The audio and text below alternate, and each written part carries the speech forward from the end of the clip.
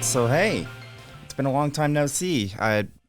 Obviously nobody watching this will know this, but last time I spoke with you was 2019. I think that would have been right before was either Ys Nine's localization or like Cold Steel 4, one or the two, like one of the two, I think. Yes, it's been a while. I'm really happy that you always play the Ys games. This seems like it's a major anime expo for you guys. Like, I don't know when this is going live, but this is being recorded right before Anime Expo starts itself, like on day zero, if you were. So, like, obviously, NIS America has a number of announcements, and a number of games are showing. Today, we're just going to be playing Ys 10 for a little bit and a little bit of Daybreak, I think. How's it been, like, so far in the States for the first time in, I guess, 5 years? The food portions are quite large here in America. But all right, I guess start off playing some Ys 10. I guess the first question I'd have is, this is the first Ys title on Falcom's new engine that they started off with Daybreak. So both of the games we're going to be playing today are on that new engine, and this seems to be a pretty big difference from how the last couple of Ys titles were, like Ys 8 and Ys 9. The party system's gone. Now there's just like the duo with Adol and Karja. I guess to start with, what kind of inspired that shift? We used the same engine that was developed for Trails Through Daybreak. However, when we started development on Ys 10, we had mainly released the Ys titles only on PlayStation platforms. We wanted to have Switch owners be able to enjoy the Ys series as well, so the first step was to make sure the game supported Switch. For the past 4 games in the series, Ys was an action game with a 6-member party. As the 10th entry, this is a milestone title, so we wanted to approach the battle system from the ground up. We went with only 2 playable characters because we first decided to reflect on what we had done in the past, and the party system in particular. For a 6-member party, each person needs their own story beats, so that means we can do many things narratively. However, when it comes to combat, out of the 6 playable characters, most players settle on 3 and don't use the other 3 much. That didn't really sit right with me, and it always bugged me. I thought it was a waste for those 3 characters who weren't used. So instead, we could use those resources needed to create them, such as graphics and their skills and the effort put into creating their stories, and shift all that to 3 or even 2 characters. We went back and forth on whether to have 3 or just go all out and make it 2, but in the end we decided that with 2, we could really put the focus on Adol and his partner, the heroine, and make the combat much richer and add more depth to the game overall. Our aim was to see if we couldn't create a different battle system this time, which was a different approach to battle creation than what we had taken before in Ys. By reducing the playable characters to just 2, it really made the development staff get serious. First of all, combat has to be fun. So when you have 6 party members, if one falls by the wayside, that's okay. But with 2 characters, you don't have that luxury. So we dedicated a lot of resources to Adol and Karja. As the scenario writer, I also had to ensure that Karja was likable. Otherwise, the game wouldn't even get off the ground. Because if the player doesn't like her, they won't like the game. So I had to think carefully about how to make Karja likable to the player, what kind of character to make her, and what her role would be in the story, as well as what kind of relationship she would have with Adol. I thought very carefully about these things. I didn't realize that you were the scenario writer for Ys 10. That's actually a real big surprise for me. For Ys, yeah. How long has it been? I've been the Ys scenario writer for a while now, and I think up the main story for each game as well as write the text. For Ys 6, I only helped out a bit with that, but I started writing the main game from, the one with Unica. What was that again? Oh, right, Ys Origin. After that, 8, 9, 10... were all me taking care of the main story. One thing you mentioned was that Falcom's new engine, one of the main focuses was to get it working on Switch. I remember actually recently during an investor Q&A that you mentioned that originally Falcom themselves wanted to get Ys 10 on Steam day and date in Japan. So was like not just Switch, but other platforms potentially in the future another reason for the engine shift? So the reason we decided to develop our own in-house game engine is actually for a different reason. Before, we used to use Sony's Fire engine, and before that, we did indeed use our own in-house engines. So almost each title used a different engine. Ys had its own in-house Ys game engine, and the Trails series had its own in-house Trails game engine.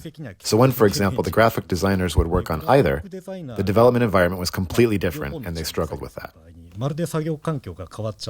So originally, in order to unify our internal development environment, we wanted to unify our internal game engine. What was the prevailing reason to go with a new custom engine then over something like more standardized like Unreal? Because I feel like, especially nowadays, Unreal and Unity are de facto standard engines, even in Japan. When we were using Sony's engine, they, of course, gave us excellent support, but we would encounter bugs that we couldn't really get to the bottom of.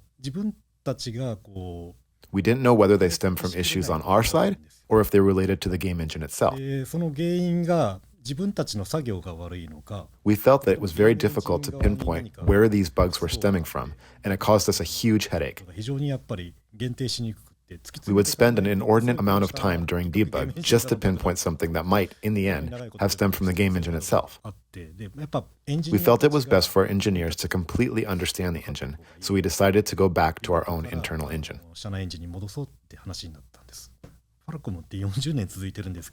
Falcom has existed for 40 years now, but we have a tendency to repeat the same thing over and over again. Internal engine, external engine, back to internal engine, and so on. I do think that both have their merits, though. For an external engine, it's much cheaper, and you can get something running from very early on in the development process, which is something I would say is a superior aspect of it. On the other hand, as I said before, you don't know the ins and outs of it as well, so it takes time to figure out where bugs are originating from, and for that, I would say an internal engine is better. When using an external engine, you feel like an internal one is better, and when using an internal engine, the opposite is true. So amid this repetition, the founder of the company, Mr. Kato, would cut in and say, "We know that internal is better, so just go ahead and use an internal engine." It's very impressive considering that this engine's only been in use for just under 3 years now at this point. Like the variety of like gameplay systems that like even within two games that we're going to be playing today, we're like obviously Ys X, you have obviously the dungeons, you have the fields, but you also have the ship combat, which is entirely different, like the basically overworld stuff with having to basically move around on a ship, which to kind of like take a detour. What was the like thought process of being like, we're going to have Adol suddenly become a renowned captain? I know that Falcom is in on the joke. You guys have like made jokes about it all the time about how like Adol like shouldn't be anywhere near a boat. He always crashes. But in Ys X, the whole thing is he's a great captain. It's because from the very beginning, we wanted Ys X to be, from a genre standpoint, a purely juvenile adventure. And so we think of what Adol has yet to do in terms of adventures. Till now, practically every time he gets on a ship, it sinks somewhere, and then the adventure begins from there. But Adol never had the opportunity to actually travel around in-game on a ship. So we thought that if we could portray that, it would be something new, which was our initial goal.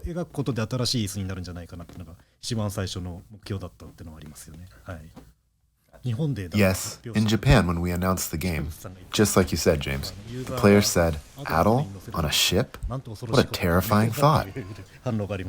People have to play and see if there's any boats that sink in Ys X.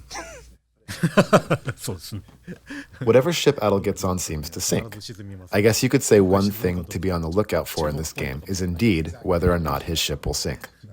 As someone that has played through a Daybreak, even though obviously there's all these callbacks, this feels like the first real like proper new entry point for players in a decade. The Trails series has been continuing for 20 years now, and when the main character and setting change, there are a large number of new players who start the games. So for example, after the Sky trilogy, you had people starting the series with 0, which came directly after. However, Naturally, those who played Azure had already played Zero. So if we didn't periodically change the setting and main character, new players can't really come aboard. This is a very deliberate thing that we do. So for Trails Through Daybreak, the setting is the Republic of Calvard, and Reen is not the main character, as we'd already decided to have a new main character. Since the series has been going on for 20 years, there are those who like Sky best, others who like the Crossbell games, and still others who like Cold Steel. It really depends on where they first play the games and the content of those games. Even though they might all be fans of the series, they aren't a monolith in terms of which arc they prefer in particular. There are those who say, I liked Crossbell, but didn't really care for Cold Steel. There are also many who have continuously played all the games. So it really is all types. I think it's because we do periodically update the setting that the fans have stayed with us all these years.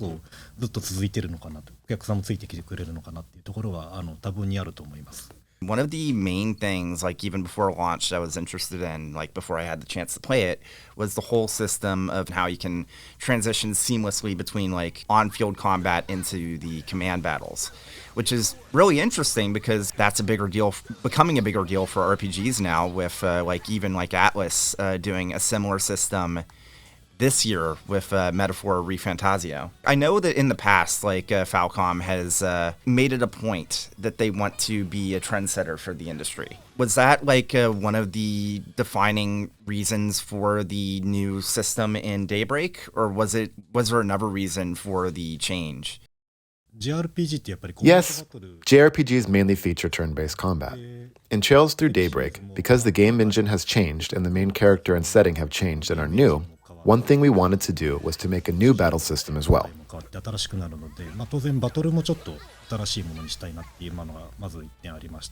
One of the issues we wanted to address was the poor tempo of battle and how long battle took. That said, we didn't want to just make it completely an action game, since we thought that turn-based combat has its own strengths.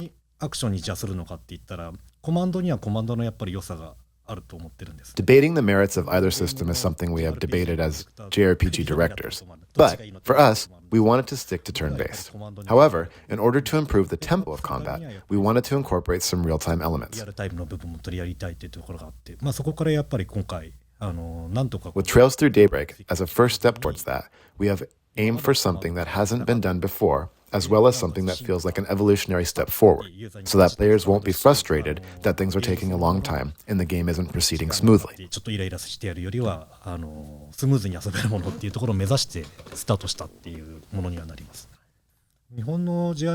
Amongst Japanese JRPG fans, there are actually many who don't care for action games. And for those people, what they've told us is that what they don't like about them is, even though they want to think carefully about what to do, action games don't really give them the time to do that. So, because of that, and because we also wanted to continue using it, we've gone with the turn-based system in Trails Through Daybreak. So you mentioned that, like, with Daybreak, as with many new Trails arc, you wanted to make things feel completely fresh. But Daybreak, for as much as it is, like, brand new, it also feels like a bit of a return to form in some of the design. The orbit system, for example, it's not like a carbon copy of any previous system in the series, but the way the lines work and the way the buffs work, depending on the, like, elemental values of the quartz you slot into each line, reminds me more of, like, the Burl and Crossbell's systems. And similarly, the structure of Daybreak's chapters and the focus around the main hub city of Calvard reminds me a lot of Crossbell, in the sense that there's the different districts. Like, obviously, like Cold Steel has always had a hub with the different campuses and whatnot, but the way the structure feels in Daybreak does remind me of Crossbell. So it does feel kind of like a melting pot, kind of like Calvard is itself, of like the series history alongside everything new added to the table. For the orbment system, actually, the game designer for the battle system from this game is someone who is new to the company, who really liked that aspect of the Sky games, where players could fiddle around with orbment in order to develop and gain access to new arts. This person wanted to revive the fun aspect within the game, and asked if it would be okay to do so.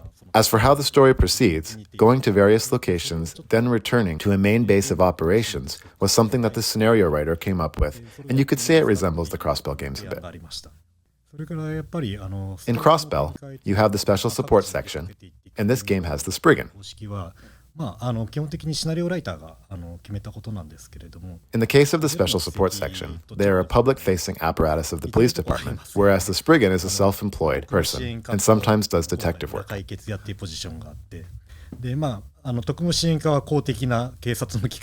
think this works well for Van, since he can actually even take on work from Ouroboros and various other people and organizations. This also allows him to go to many different places, so I think it's fair to say that this aspect might have some referencing from Trails from Zero.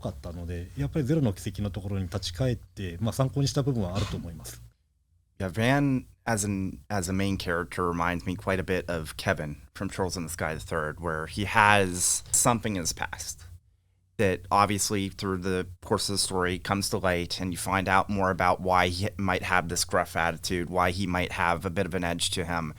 But can I just say, I love Van as a protagonist. He's probably, like, I remember even playing this at Japanese launch, immediately was like, oh man, nailed it. It's really fascinating because, like, yeah, like I just said, he reminds me of Kevin in a way, but I don't think there's been a main character in the Trails series that has also kind of been the mentor role for the rest of the party. What was the idea behind that? Because, like, it's very, very different from, like, the rest of the series. I guess, like, Reen and Cold Steel 3 and 4 as the teacher is a bit of it, but from the get-go, like, in Daybreak, it's like, yeah, Van is the main character, but he's also, like, shepherding the rest of the party as the story goes on. The Republic of Calvard has a complex societal structure, so the biggest difference is in the societal position of the main character. Previously, our main characters were bracers, police officers, and students of military academies, people who you might say are allies of justice. But here in Calvard, there are several powerful underworld organizations, and the society is comprised of people of various ethnic origins. Also, as a backdrop, the country itself is working on a big project, so it was necessary to have a main character who had some kind of access to these various factions. In order for this person to have access, they needed to be an adult, and from a positional standpoint, they couldn't be someone like a police officer, since they naturally wouldn't then be able to take on jobs from the criminal underworld. So then thinking about who could take on jobs like this, it needed to be someone who existed in what you could call a gray zone, who could access the underworld, but, on the other hand, still be able to effectively interact with public services and government organizations. From this, the character of Van was born.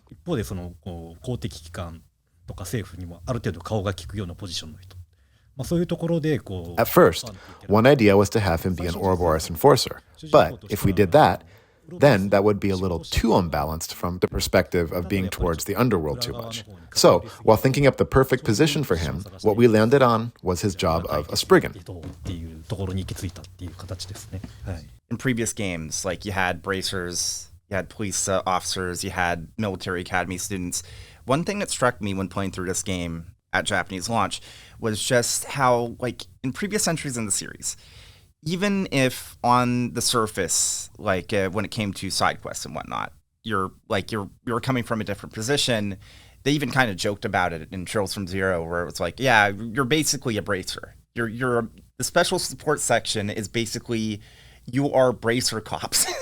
And, like, even in Cold Steel, like, the whole point was, like, Sarah was kind of trying to get Reen to be a bit more like a bracer in what he did. The side quests in Daybreak are, like, you still have a lot of, like, the same sort of side quests. You have, like, monster extermination and whatnot, standard stuff. But, like, narratively, a lot of these side quests are very, very different from what has come before. And I do like how it kind of plays into the new, like, LGC alignment system. What was the ideas behind that? The thing about Van is that he can communicate with those on both sides of the law. And while we could have portrayed this simply via the story, we wanted something in the gameplay to reflect it as well. By doing so, we felt that the player would better be able to understand Van and his position in society. That system was actually also developed by the person who made the battle system, and he presented that idea, and we implemented it. One thing that's fascinating to me, you mentioned that, like, obviously Calvard as a republic and universe is a multifaceted society. One thing that I think is really interesting, having played through the game, is just how much of a focus, like, the different cultures that make up the Calvard Republic are kind of, like, showcased in Daybreak, to the point where it's, like, one of the core themes of, like, the arc as a whole, at least so far, is how, like, there's all these different sorts of people from different walks of life and, like, what they kind of contribute to Calvard as a whole. What led to that idea for the game? For the Erebonian Empire, it was a class-based society with nobility and commoners. Accordingly, the problems and issues that were portrayed were based on that theme. For the Republic of Calvard, of course, it would have its own varied problems and issues, so we had to think about what kind of country it is to reflect those things. At the start, we thought carefully about these things. Unlike the Erebonian Empire, many things were clearly decided from the start. We had simply been doing what we had wanted to do to the best of our abilities for 20 years. But naturally, our staff had aged that much as well, and when it came time to finally think about how to depict this country, we thought about the society we were living in, and we kept those things in mind as we decided to depict something relatively close to reality, with ethnic issues, political issues, and the like. We could have just had a happy Genki girl like Estelle, like we did 20 years ago, but we were going towards a more adult vector this time. Accordingly, when we thought about the Republic of Calvard, we knew it had problems related to ethnic tensions, as well as historical ones. You'll see more of those historical issues in the next game. Due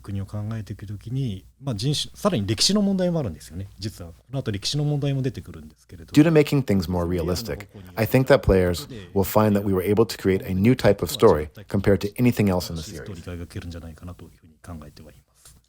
Yeah, and I definitely feel like it lands, and I would be shocked if people don't resonate with the themes in this game. Like you said, a lot has changed. You guys have been working on the Trail series for 20 years now. It's the 20th anniversary. I guess to close things off, is there anything specifically you'd want to tell anyone, like either a new fan or an old fan of, like, not just Trails, but Falcom in general? The Trail series now has 13 titles in it.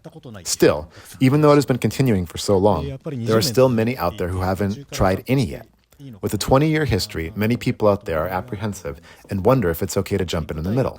But with this change of setting and main character, now is a great time to start. So, if someone out there thought Trails Through Daybreak looked cool, but couldn't decide whether or not they could start here, we definitely want them to and encourage them to do so.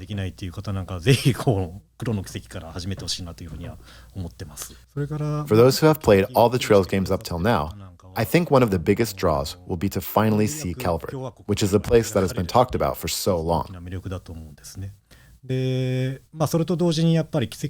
Also, over the past 20 years of the series' history, there have been various things that have remained shrouded in mystery. This world has many secrets, and here in Trails Through Daybreak, we will finally start to get to the core of them. So I'd like for longtime fans to pay attention to those aspects as well.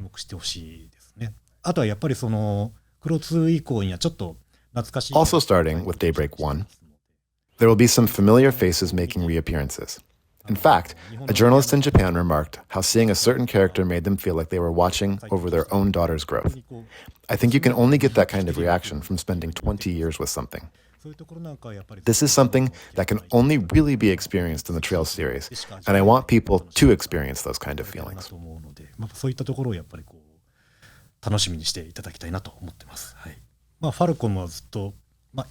As we've talked about, we have the Ys series and the Trail series. The Trail series has continued for 20 years now, and the story is reaching its core. We as the developers, who have been working on the series for so long, want to end the series in a way we are proud of. Of course, we want to create an ending that also satisfies the players. So we really want the players to pay careful attention to what happens in Daybreak.